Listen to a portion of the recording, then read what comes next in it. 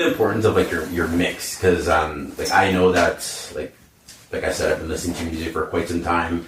I've gone through about 3 different vehicles where I listen to your music in, and somehow, especially in the Honda Civic, that one still bangs the hardest. I don't know what it is. So I have to attribute that to your mix, your post-production. How important is that to you? Like, do you do it yourself? Do you work with somebody when it comes to that, or? For the most part, I work with other people for that. So that's Coltara, that's Max, that are making it sound really good like that. Some of the earlier songs, again, was Beaugest in Montreal that were doing those ones. Mm-hmm. I'm very involved in the process, but I find for myself, I'm the only person I can't fully mix, because I hear myself differently than other people hear it. So I need that extra set of ears that I trust to kind of keep me from untying knots that I've already tied. Yeah. So if something sounds good, it's like, no, you're being an idiot. Like, just stop. Leave it alone. And so it's I really appreciate having those kind of people that are able to really amp up my own view of what I think a track should sound like, and then it's like, let's make it bigger, let's bring it out, and let's really emphasize those elements. 100%. I know that. I mean, being a creator, I run into that battle all the time. Like for, I guess, audio, the same kind of field.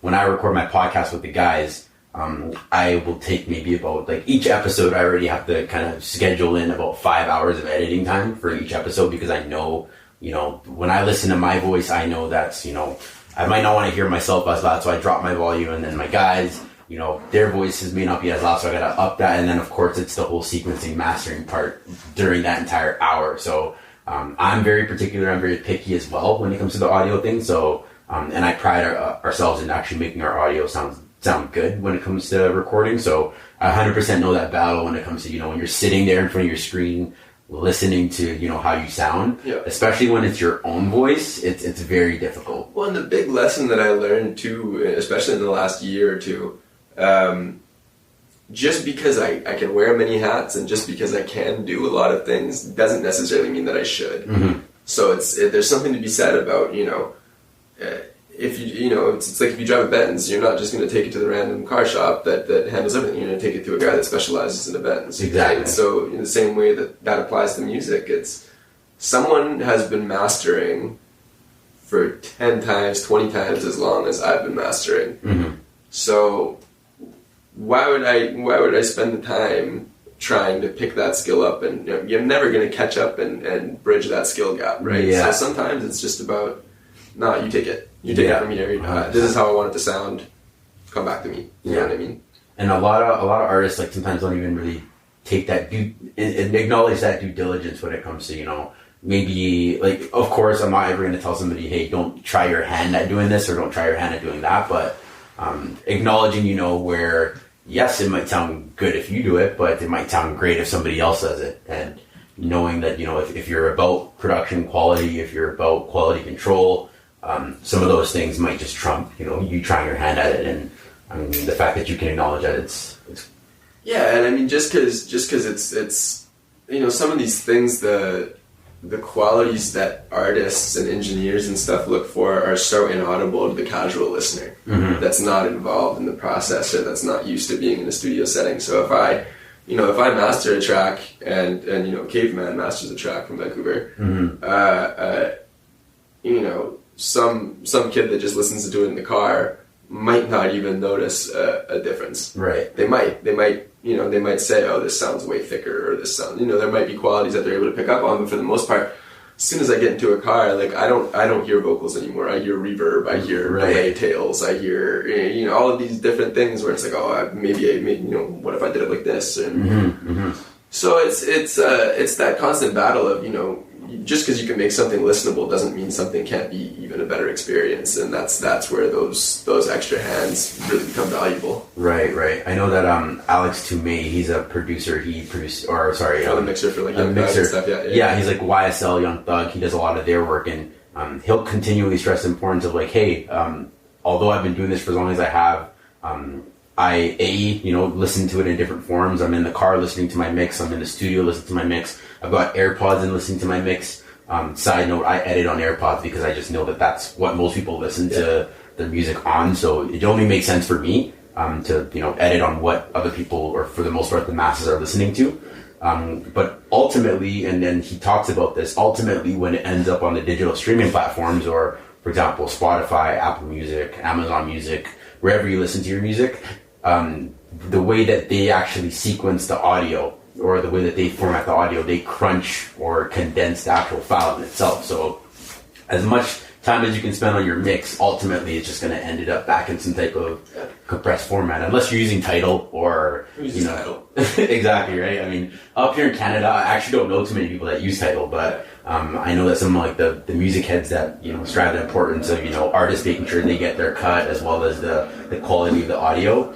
They'll pride the high fidelity and the high quality of something like Tidal. Well, and I know Apple is moving to lossless stuff, and Spotify will eventually do it too, but at the end of the day, it's like some of this stuff is not, you look at someone like X, and it's like that, some of those early Ronnie J production songs, it's like the mix sounds like garbage if you're looking for some of the stuff that you're looking for right now. Mm-hmm. But that's part of what makes the song what it is. Yeah. You know what I mean? It's part of why some of these early trap songs that I remember growing up listening to, where the vocals sound completely too low for the beat, or it doesn't hit, but it might not have that same energy if it was mixed to the standard of a pop record or exactly. You know what I mean? Exactly. I mean, if you're listening to this and you might not necessarily know kind of the difference between a well-mixed song or something that's not mixed whatsoever, go to SoundCloud, search I'm Sipping Tea in Your Hood. That's literally the one I was thinking, yeah. By XXXTentacion.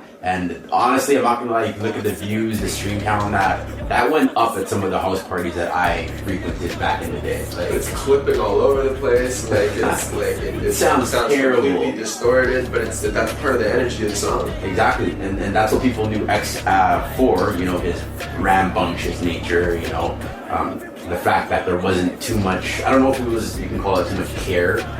I don't know if I want to say that. It's hard to say, right? Because unless you're in the room, you don't know what the intention was. You don't know if it was just an early record where they might not have known what they were going for or whatever it was, and just make it as loud as possible. Or you don't know if it was a mistake, or you don't know if they sat there and went, let's make this sound distorted as fuck. Exactly, and it all goes back to the point, like I said, where Alex Toomey talked about how he mixes Young Thug records and the YSL records louder. On the fact that he knows that when it ends up on the Spotify or Apple Music, he wants it to bump just a little bit differently, and maybe that could be attributed as to why they've had so much success. But it just goes back to show that there's so many different ways to mix. Like ultimately, whoever does it, you may or may not get a different final product, but the mix is one of the most important things for me particularly. Maybe in some cases it's not as important, like for example that X record. Yeah. But maybe it all comes back down to the artist that's actually doing that. At the end of the day, it's whatever sound you're going for. If you dive in and commit to it, if it sounds good and you use your ears and people are going to listen to it, then there's not much else to say. Nothing's cookie cutter, right? You can't just apply the same formula to every song and it's going to hit the same. Because it's not. Everything's so different.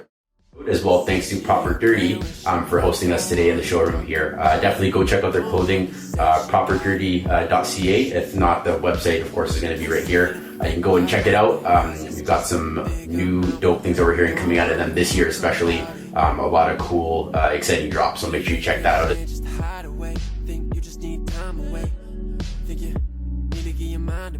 Only see in California on a license plate. How many times you gonna tell me that your friends all fake?